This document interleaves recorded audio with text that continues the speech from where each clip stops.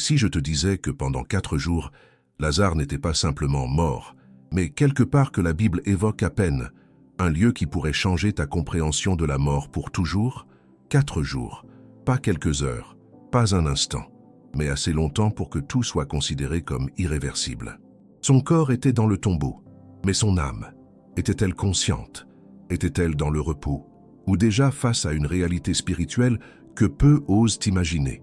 Jésus savait exactement où il était. Et ce qu'il a fait ensuite n'était pas seulement un miracle, c'était une révélation.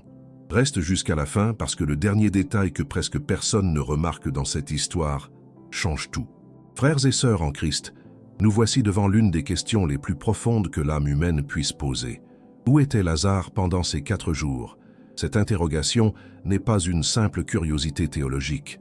Non, mes amis, c'est une question qui touche le cœur même de notre foi, de notre espérance et de notre destinée éternelle.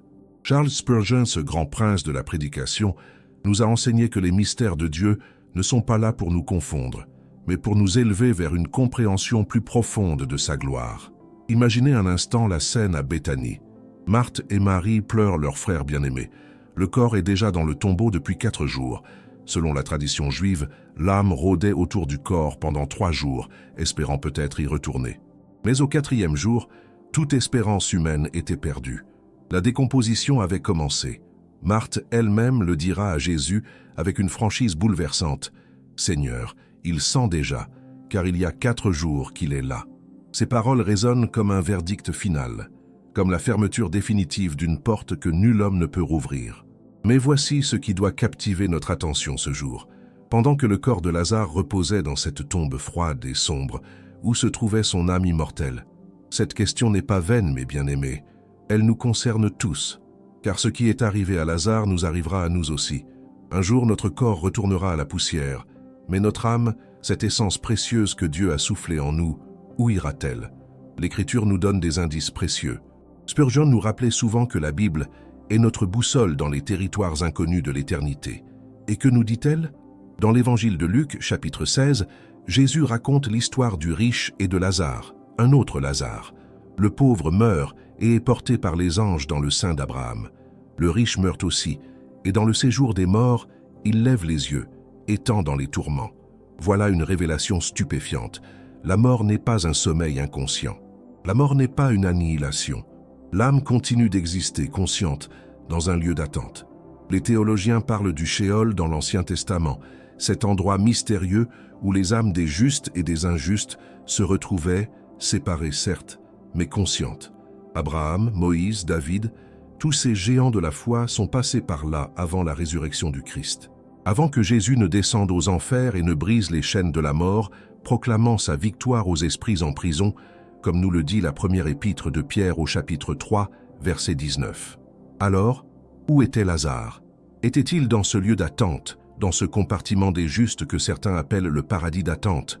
Contemplait-il déjà les promesses de Dieu, même s'il n'avait pas encore vu leur accomplissement? Car souvenons-nous, mes amis, Lazare était un ami de Jésus. Il était aimé du Seigneur. L'Évangile de Jean le dit clairement. Jésus aimait Marthe et sa sœur et Lazare. Cet amour divin ne s'arrête pas aux portes de la mort. Pensez à ce moment extraordinaire où Jésus arrive enfin à Béthanie. Il ne se précipite pas, il attend. Certains ont reproché ce délai, mais Jésus savait exactement ce qu'il faisait.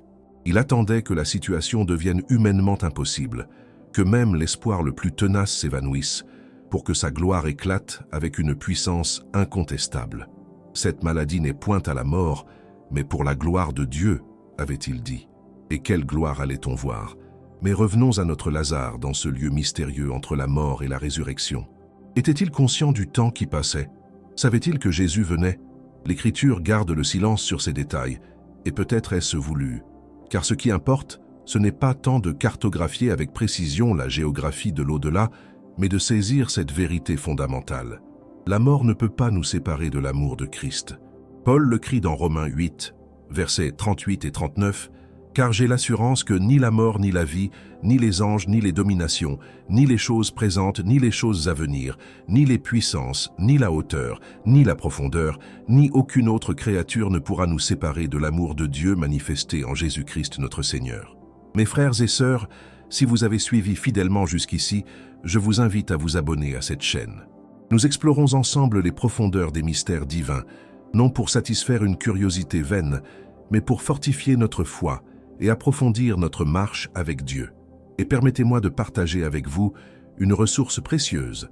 Si vous désirez restaurer votre intimité avec Dieu, si vous sentez que votre relation avec le Seigneur a besoin d'être ravivée, notre livre numérique « 21 jours pour restaurer votre intimité avec Dieu » peut vous accompagner dans ce voyage spirituel. Vous trouverez le lien dans le premier commentaire épinglé « Lazare dans la tombe, son âme ailleurs, son corps en décomposition.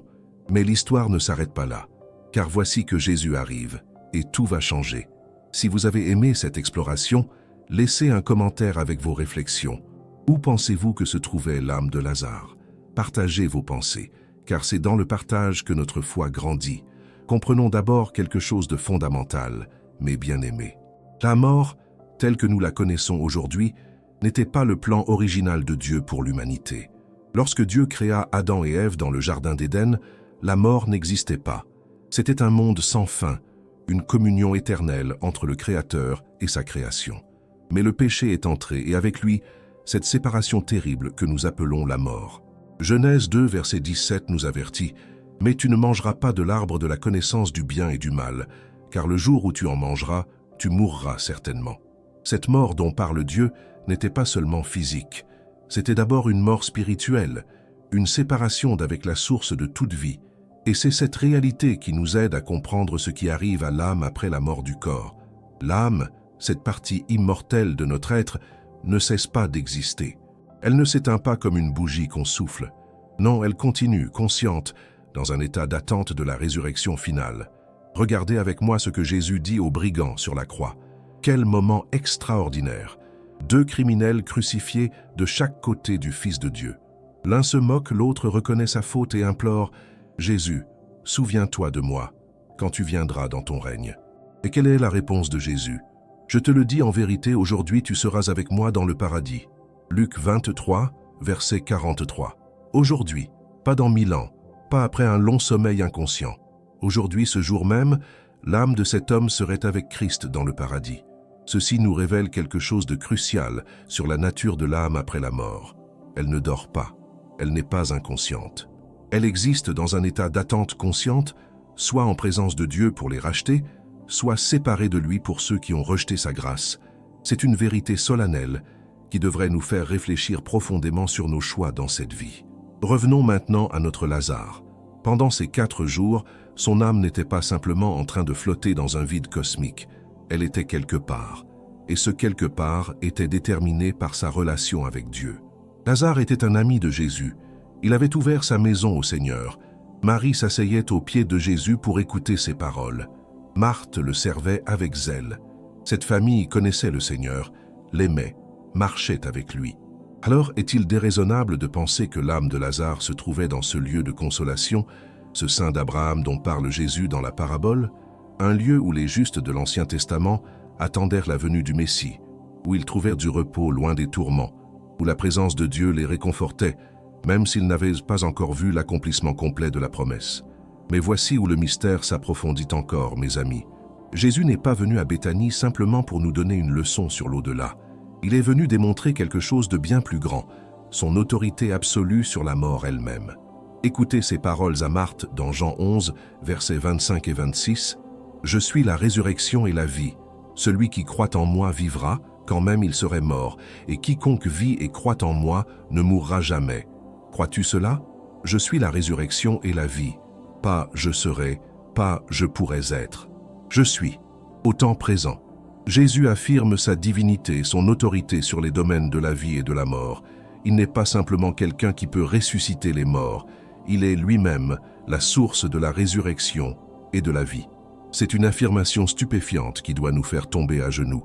Et Marthe, cette femme de foi remarquable, répond « Oui, Seigneur, je crois que tu es le Christ, le Fils de Dieu, qui devait venir dans le monde. » Quelle confession! Au milieu de sa douleur, au milieu de son incompréhension face au délai de Jésus, elle maintient sa foi. Elle croit même quand elle ne comprend pas tout. N'est-ce pas là notre situation à nous aussi, mes bien-aimés? Nous ne comprenons pas tout sur les mystères de l'éternité. Nous ne pouvons pas cartographier avec précision chaque détail de l'au-delà, mais nous savons en qui nous avons cru. Nous connaissons celui qui détient les clés de la mort et du séjour des morts, comme le dit Apocalypse 1, verset 18. Alors que Lazare était dans ce lieu d'attente, Dieu préparait quelque chose d'extraordinaire, un miracle qui annonçait un miracle encore plus grand, car la résurrection de Lazare n'était qu'une préfiguration, un avant-goût de la résurrection finale que tous les croyants connaîtront. Lazare fut ramené à la vie, oui, mais il mourrait à nouveau. Ce n'était pas encore la résurrection glorieuse et éternelle. C'était un signe, une démonstration de puissance, une proclamation que Jésus est exactement qui il prétend être. Pensez à ce moment où Jésus se tient devant le tombeau. L'Évangile nous dit qu'il frémit en son esprit et fut troublé. Certains pensent qu'il était ému par la douleur de Marie et des Juifs qui pleuraient. D'autres suggèrent qu'il était indigné par l'incrédulité. Mais peut-être était-il aussi profondément touché par la réalité horrible de ce que le péché a fait à l'humanité. La mort, cet ennemi, cette intruse dans la création de Dieu.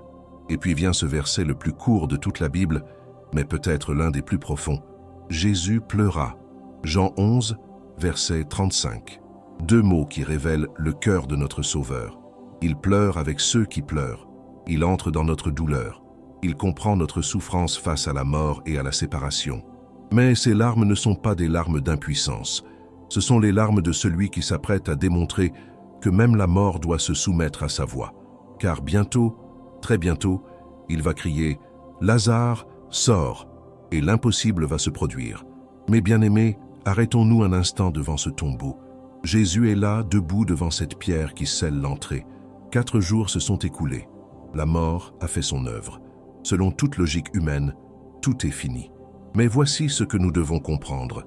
Là où l'homme voit une fin, Dieu voit une opportunité de manifester sa gloire. Là où nous voyons l'impossible, Dieu voit l'occasion parfaite pour révéler sa puissance. Jésus dit « ôtez la pierre ». Ces 3 mots simples qui vont tout changer. Mais regardez la réaction de Marthe. Cette femme qui vient de confesser sa foi en Jésus comme le Christ, le Fils de Dieu, elle hésite maintenant. « Seigneur, il sent déjà, car il y a 4 jours qu'il est là. » N'est-ce pas révélateur de notre propre nature humaine? Nous confessons notre foi en un Dieu tout-puissant, mais quand il nous demande de faire quelque chose qui défie notre logique, nous reculons, nous calculons, nous doutons. Mais Jésus répond avec une patience infinie. « Ne t'ai-je pas dit que si tu crois, tu verras la gloire de Dieu » Jean 11, verset 40. Voilà la clé, mes amis. La foi précède la manifestation. Nous devons croire avant de voir, pas après. C'est le principe même de la foi. Hébreux 11, verset 1 nous le rappelle. Or la foi est une ferme assurance des choses qu'on espère, une démonstration de celles qu'on ne voit pas. Ils ôtent donc la pierre. Imaginez la scène. L'odeur de la mort qui s'échappe du tombeau. Les gens qui reculent, horrifiés. Les murmures, les regards incrédules. Certains se demandent sans doute ce que Jésus compte faire. D'autres, peut-être, commencent à espérer contre toute espérance. Marie et Marthe, le cœur battant, les larmes aux yeux, osant à peine croire que l'impossible pourrait se produire. Et alors Jésus lève les yeux au ciel. Il prie. Mais écoutez bien cette prière extraordinaire. « Père, je te rends grâce de ce que tu m'as exaucé. Pour moi, je savais que tu m'exauces toujours, mais j'ai parlé à cause de la foule qui m'entoure, afin qu'ils croient que c'est toi qui m'as envoyé. » Jean 11, versets 41 et 42. Jésus remercie le Père avant même que le miracle ne se produise. Il parle au passé. « Tu m'as exaucé. » Voilà la confiance absolue, la communion parfaite entre le Père et le Fils. Cette prière n'est pas pour lui, elle est pour nous, pour que nous comprenions que tout ce que Jésus fait vient du Père, que le Père et le Fils sont un dans leur dessein, dans leur amour, dans leur puissance. C'est une révélation de la Trinité en action, de la parfaite harmonie entre le Père qui envoie et le Fils qui accomplit. Et puis vient le moment. Jésus crie d'une voix forte, « Lazare, sors !» 4 syllabes qui percent le voile entre la vie et la mort. 4 syllabes qui résonnent dans l'éternité. 4 syllabes qui démontrent l'autorité absolue du Fils de Dieu.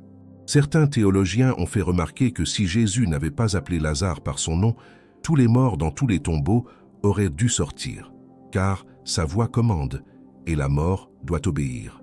Mais où était l'âme de Lazare à cet instant précis? Était-elle dans ce lieu de repos dans le sein d'Abraham contemplant les promesses de Dieu? Et soudain, elle entend cette voix qu'elle connaît si bien, la voix de son ami, de son Seigneur. Une voix qui l'appelle, non pas plus profondément dans la mort, mais qui l'appelle à revenir. Pouvez-vous imaginer ce que Lazare a ressenti?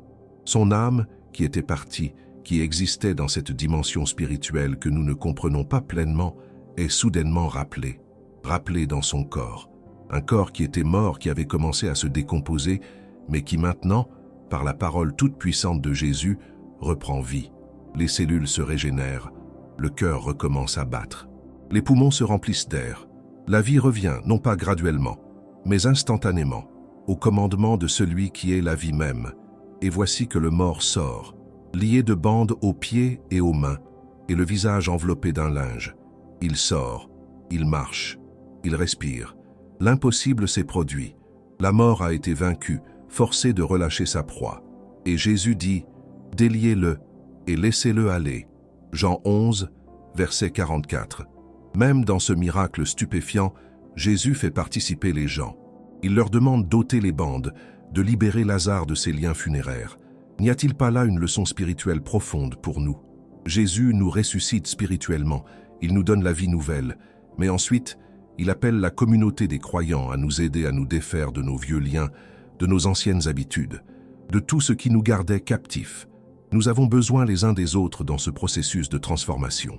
La résurrection est l'œuvre de Christ, mais la délivrance des bandes mortelles se fait souvent à travers la communauté. Imaginez Lazare, debout, là, vivant, respirant, regardant les visages stupéfaits autour de lui. Que pensait-il? Que ressentait-il? Avait-il des souvenirs de ces 4 jours? L'Écriture ne nous le dit pas. Elle garde le silence sur son expérience personnelle de l'au-delà. Et peut-être est-ce intentionnel. Peut-être que Dieu, dans sa sagesse, ne voulait pas que nous soyons distraits par les détails de l'au-delà, au point de négliger notre responsabilité dans l'ici et maintenant. Ce qui est certain, c'est que beaucoup de Juifs qui étaient venus auprès de Marie et qui virent ce que fit Jésus crurent en lui. Jean 11, verset 45. Le miracle eut son effet. La foi naquit dans les cœurs. Les yeux s'ouvrirent à la vérité. Jésus était vraiment le Messie promis, celui qui avait autorité même sur la mort. Mais d'autres allèrent trouver les pharisiens et leur racontèrent ce que Jésus avait fait. Et c'est là que commence le complot pour tuer Jésus. N'est-ce pas ironique? Jésus vient de redonner la vie à un homme mort, et la réaction de certains est de chercher à le tuer. Le miracle le plus extraordinaire produit à la fois la foi et l'hostilité la plus acharnée. La lumière révèle tout. Elle éclaire ceux qui cherchent la vérité et elle aveugle ceux qui préfèrent les ténèbres. Mes bien-aimés, prenons maintenant un moment pour réfléchir à ce que la résurrection de Lazare nous révèle sur notre propre destinée. Car ce miracle n'était pas simplement un acte de compassion envers une famille endeuillée. C'était une déclaration prophétique, un aperçu de ce qui attend tous ceux qui ont mis leur foi en Christ. C'était l'annonce que la mort n'a pas le dernier mot. L'apôtre Paul nous dit dans 1 Corinthiens 15, versets 20 à 22, « Mais maintenant Christ est ressuscité des morts. Il est les prémices de ceux qui sont morts. Car, puisque la mort est venue par un homme, c'est aussi par un homme qu'est venue la résurrection des morts. Et comme tous meurent en Adam, de même aussi tous revivront en Christ. » Voilà la grande vérité qui donne sens à tout. La résurrection de Lazare pointait vers la résurrection de Christ, qui elle-même garantit notre propre résurrection. Mais il y a une différence cruciale à comprendre. Lazare fut ramené à la vie dans son corps mortel. Il revint dans ce monde de souffrance et de péché. Il dut manger, boire, dormir, il vieillit, et un jour il mourut à nouveau. Sa résurrection était temporaire, une démonstration de puissance, mais pas encore la résurrection glorieuse finale. C'était un signe, pas l'accomplissement ultime. Notre résurrection, par contre, celle que Christ nous promet, sera différente. Ce sera une résurrection encore glorieuse, immortelle, incorruptible. Paul continue dans le même chapitre, versets 42 à 44, « Ainsi en est-il de la résurrection des morts. Le corps est semé corruptible, il ressuscite incorruptible, il est semé méprisable, il ressuscite glorieux, il est semé infirme, il ressuscite plein de force, il est semé corps animal, il ressuscite corps spirituel. » Comprenez-vous ce que cela signifie? Votre corps actuel, avec toutes ses faiblesses, ses douleurs, ses limitations, n'est que la graine. La résurrection produira quelque chose de glorieux, de transformé, de parfait. Ce n'est pas que nous deviendrons des esprits désincarnés flottant dans les nuages. Non, nous aurons des corps réels, mais des corps glorifiés, comme le corps ressuscité de Jésus. Regardez ce qui se passa après la résurrection de Christ. Il apparut à ses disciples. Il mangea avec eux. Thomas put toucher ses plaies. Il avait un corps réel, tangible. Pourtant, ce corps pouvait traverser les portes fermées. Il n'était plus limité par les contraintes de notre réalité physique actuelle. C'était un corps transformé, adapté à la fois pour l'éternité et pour l'interaction dans notre monde. C'est cette résurrection-là qui nous attend, mes amis. Pas une simple réanimation comme Lazare, mais une transformation complète. Et cette promesse change tout. Elle change notre manière de voir la mort. Elle change notre manière de vivre. Elle nous donne une espérance qui ne peut être ébranlée. Mais revenons à la question de l'âme de Lazare pendant ces 4 jours. Ce que nous devons comprendre, c'est que l'âme et le corps ont été séparés par la mort. Cette séparation est contre nature. Ce n'est pas ainsi que Dieu nous a créés. Nous sommes des êtres complets, corps et âme unis. La mort brise cette unité, mais la résurrection la restaure. Pour Lazare, cette restauration fut temporaire. Son âme retourna dans son corps mortel pour quelques années de plus. Mais pour nous qui sommes en Christ, lorsque viendra la résurrection finale, ce sera une réunion permanente et glorieuse de l'âme et du corps. Nous serons enfin complets, comme Dieu l'a toujours voulu. En attendant ce jour glorieux, que se passe-t-il lorsque nous mourrons? L'apôtre Paul nous donne une réponse claire dans 2 Corinthiens 5, versets 6 à 8. Nous sommes donc toujours pleins de confiance, et nous savons qu'en demeurant dans ce corps, nous demeurons loin du Seigneur, car nous marchons par la foi et non par la vue. Nous sommes pleins de confiance, et nous aimons mieux quitter ce corps et demeurer auprès du Seigneur. Vous entendez? Quitter ce corps et demeurer auprès du Seigneur. Pas un sommeil inconscient, pas une période d'attente dans les ténèbres, mais une présence immédiate avec Christ. Pour le croyant, mourir, c'est gagner, comme Paul le dit ailleurs. C'est quitter ce corps limité et être avec Christ, ce qui est bien meilleur. Alors oui, il y a une période d'attente entre notre mort et la résurrection finale du corps. Notre âme est avec Christ au paradis, dans sa présence, dans la joie et la paix. Mais ce n'est pas encore l'état final. L'état final viendra lors du retour de Christ, lorsque les morts en Christ ressusciteront premièrement, et que nous qui vivons encore serons transformés en un clin d'œil, selon 1 Thessaloniciens 4. C'est cette espérance qui doit nous animer. C'est cette certitude qui doit gouverner notre vie. Nous ne sommes pas comme ceux qui n'ont point d'espérance. Nous savons ce qui nous attend. Nous connaissons celui qui détient notre avenir. Et cette connaissance change tout. Pensez à Lazare après sa résurrection. Comment a-t-il vécu le reste de sa vie? Avec quelle perspective regardait-il le monde? Avait-il encore peur de la mort, lui qui l'avait déjà expérimenté et qui en était revenu? L'Évangile ne nous dit pas tout, mais nous savons qu'il devint un témoignage vivant de la puissance de Jésus. Les gens vinrent le voir, non seulement pour voir Jésus, mais aussi pour voir Lazare que Jésus avait ressuscité d'entre les morts. Sa vie même était une prédication. Sa présence était une preuve. Il n'avait pas besoin de dire grand-chose. Il lui suffisait d'être là, vivant, respirant, marchant, pour que les gens croient. Voilà ce que fait un vrai miracle. Il ne se contente pas d'impressionner. Il transforme. Il change les cœurs. Il ouvre les yeux à la vérité. Et vous, mes bien-aimés, vous êtes aussi des témoignages vivants. Peut-être pas d'une résurrection physique comme Lazare, mais d'une résurrection spirituelle tout aussi miraculeuse. Vous étiez morts dans vos offenses et vos péchés, comme le dit Éphésiens 2, verset 1. Mais Dieu vous a rendu vivant avec Christ. Vous avez été ressuscités spirituellement. Vous êtes passés de la mort à la vie. Cette résurrection spirituelle est le gage de votre résurrection physique future. Si Dieu a commencé cette œuvre en vous, il l'achèvera. Philippiens 1, verset 6 nous l'assure, « Je suis persuadé que celui qui a commencé en vous cette bonne œuvre la rendra parfaite pour le jour de Jésus-Christ. » Mes bien-aimés, nous approchons maintenant du cœur même de cette révélation extraordinaire. Car ce que le miracle de Lazare nous enseigne va bien au-delà d'une simple démonstration de puissance. Il nous révèle le caractère même de notre Dieu, son amour pour nous, et son plan éternel pour notre rédemption complète, corps et âme. Regardez comment Jésus a géré cette situation. Il savait que Lazare était malade. Il savait qu'il allait mourir. Pourtant, il resta 2 jours de plus là où il était. Ce délai intentionnel a troublé bien des cœurs. Marie et Marthe ont sûrement pensé, « si seulement il était venu plus tôt. Combien de fois nous-mêmes avons-nous pensé la même chose dans nos épreuves? Seigneur, pourquoi as-tu attendu? Pourquoi n'es-tu pas intervenu plus tôt? Mais voici la sagesse divine qui dépasse notre compréhension. Dieu ne travaille pas selon notre calendrier, il ne se précipite pas selon nos urgences, il orchestre chaque événement pour accomplir son dessein parfait et pour manifester sa gloire de la manière la plus éclatante. Si Jésus était arrivé avant la mort de Lazare, il l'aurait guéri. Les gens auraient-ils dit « Quel grand guérisseur !» Mais en arrivant après 4 jours, après que toute espérance humaine soit morte, il démontre qu'il est bien plus qu'un guérisseur. Il est le maître de la vie et de la mort. Cette leçon est cruciale pour nous aujourd'hui. Dans vos épreuves, quand Dieu semble tarder, quand les cieux paraissent fermés, quand vos prières semblent sans réponse, rappelez-vous Lazare. Dieu prépare peut-être quelque chose de bien plus grand que ce que vous aviez imaginé. Il attend peut-être que la situation devienne impossible pour que, lorsqu'il interviendra, personne ne puisse douter que c'est lui qui agit. Le psaume 37, verset 7 nous exhorte « Garde le silence devant l'Éternel et espère en lui ». Ce silence n'est pas de la résignation.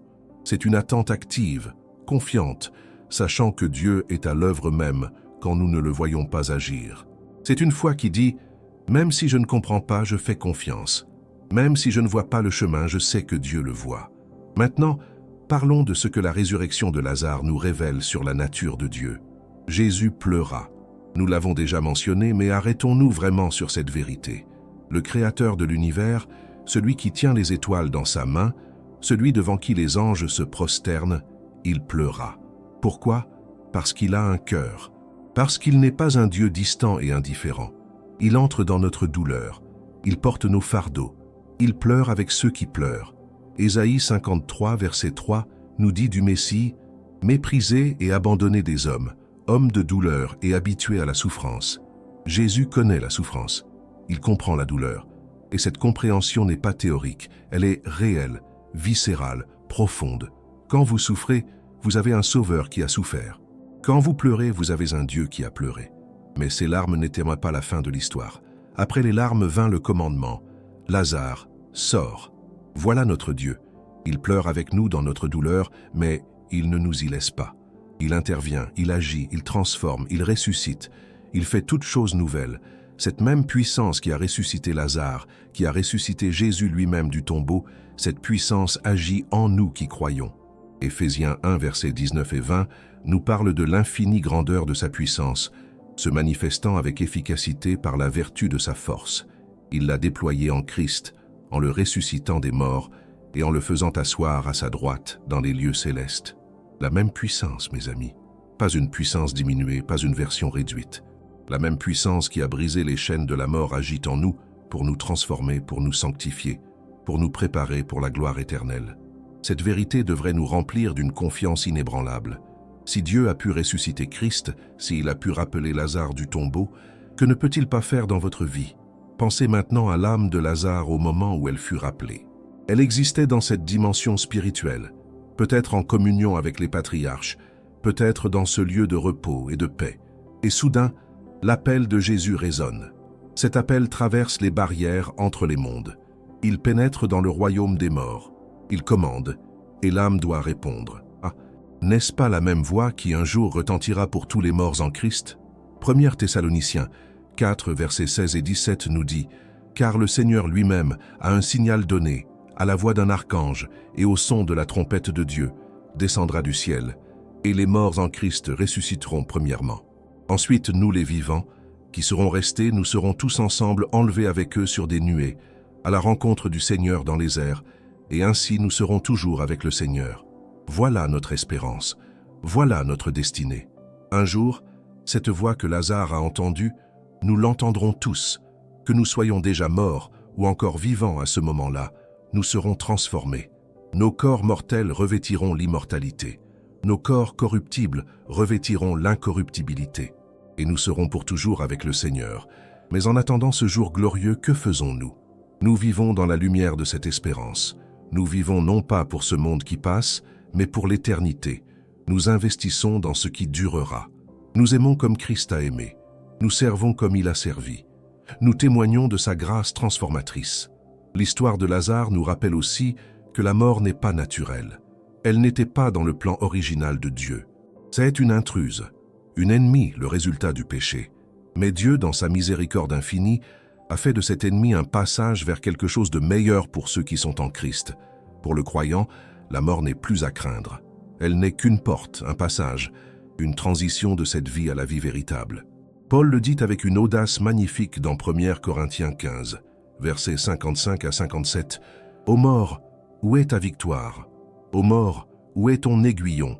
L'aiguillon de la mort, c'est le péché, et la puissance du péché, c'est la loi.